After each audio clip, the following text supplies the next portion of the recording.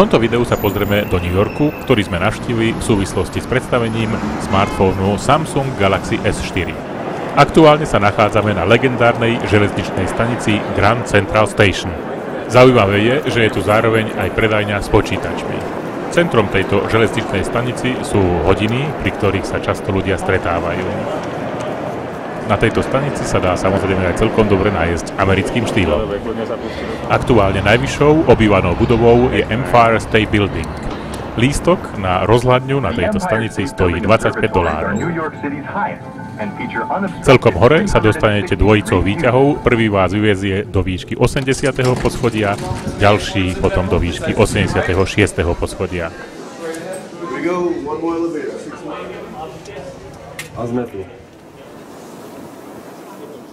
No a z tejto rozhľadne máte potom úžasný výhľad na jednotlivé časti New Yorku, konkrétne je tu Queens, ďalej sa môžete pozrieť na spodnú časť Manhattanu, vidíte aj Brooklyn a samozrejme legendy ako je Broadway alebo 5. Avenue.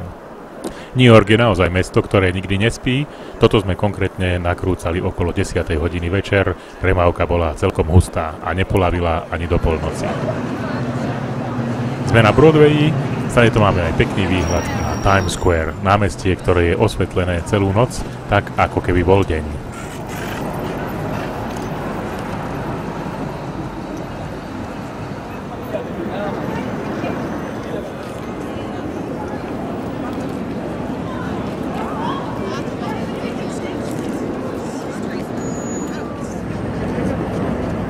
15. marca Times Square naozaj patrilo Samsungu, konkrétne predstaveniu Samsung Galaxy S4.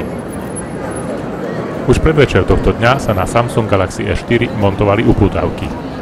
Toys R Us na Times Square je jedno z najväčších hračkarstiev na celom svete. Je tu aj výstavka Lega. A to sme už v novej časti, ktorá je označená High Lane.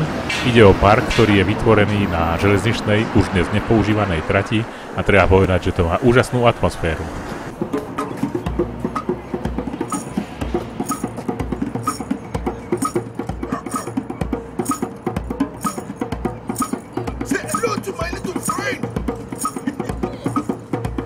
New York je mesto parkov a nie je to len Central Park. Toto konkrétne sledujeme Washingtonský park s jeho atmosférou.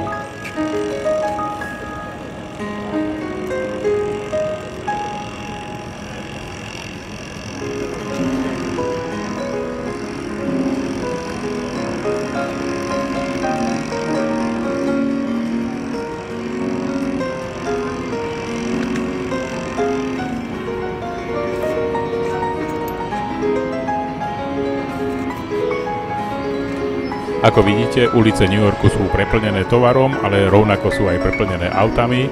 Požiarnické automobily zasahujú takmer každú chvíľu.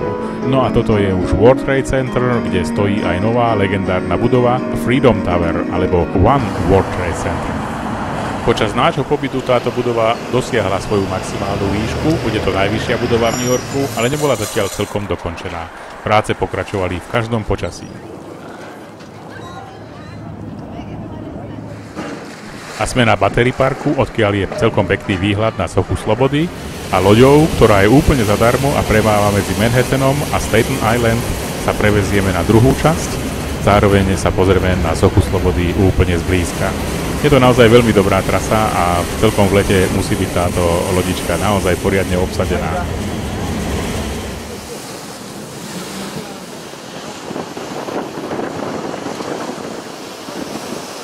Na ostrove Staten Island sme sa otočili a rovnakou loďou vrátili späť do Manhattanu. Toto je už jeden z kostolov, ktorý je umiestnený úplne medzi mrakodrapmi. A sledujeme finančnú časť New Yorku, ktorej dominuje Wall Street Center. Pozreli sme sa samozrejme aj na Brooklynský most. Zaujímavá stavba, vytvorená v 30. rokoch minulého storočia. Tak, za jeden deň sme prešli 15 km peši po New Yorku, naspäť sme sa už ale vrátili pekne metrom a veľmi rýchlo. Po posledný deň nášho pobytu sa v New Yorku uskutočnila tradičná paráda označovaná ako oslava svätého Patrika. Táto oslava prebieha nielen v New Yorku, ale aj v iných amerických mestách, ale práve v New Yorku má veľmi osobitnú atmosféru. Tak pozrite sa spolu s nami na ňu.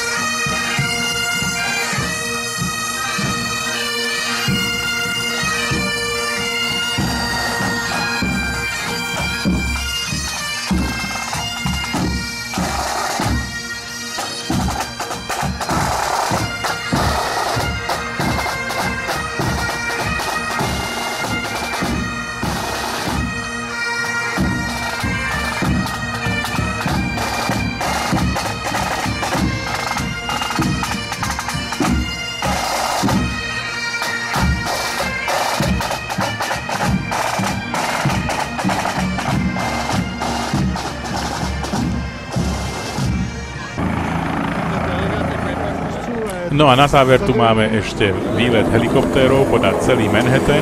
Je to nezabudnutelný zážitok. Zmestili sme sa do helikoptéry 5 spolu s pilotom a pozreli sme sa na New York z vtáčej perspektívy.